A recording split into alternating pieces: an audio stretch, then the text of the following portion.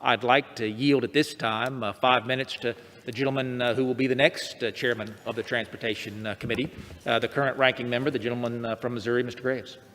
Thank you very much.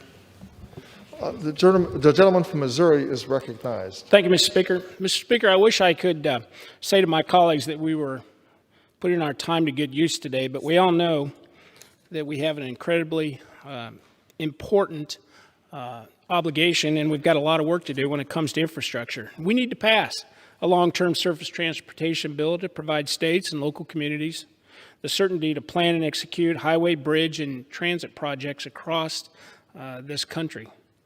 If we don't do that, or if we pass short-term extensions, it throws their plans into chaos and it jeopardizes needed improvements.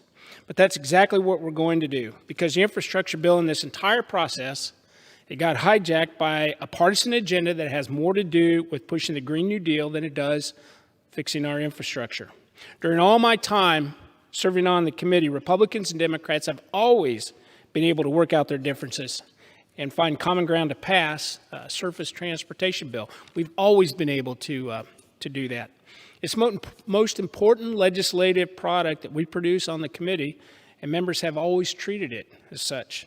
Time and again, that's been our committee's hallmark, because that's the only road to actually getting something done for the good of our infrastructure, for transportation workers, and for the economy. But on this bill, that didn't happen. And I can assure you that wasn't my choice. This hijack process began with a $500 billion My Way or the Highway bill developed exclusively by one party. At a time when the entire workforce, industries in our state still face incredible uncertainty over the COVID pandemic, our committee passed a partisan bill to completely upend functions and programs of the transportation system. Then immediately after the committee approved the majority's bill along party lines, just over a week ago, the Speaker took the bill and tripled the size with so many airdrop provisions that the only thing that isn't included is the kitchen sink. And please don't quote me on that, Mr. Speaker, because as far as I know, the kitchen sink could be funded in this as well. Although we don't know,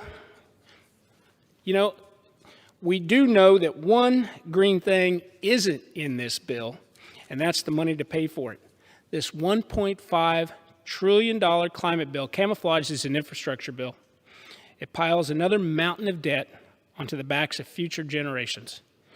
This irresponsible bill very well might pass the House, but that's as far as it's going to go. The Senate is never going to take up this unserious progressive wish list.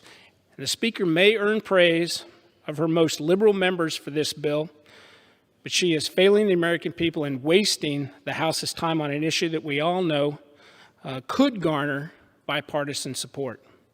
We could be getting something done to improve America's infrastructure and provide the stability and certainty that workers and stakeholders need right now.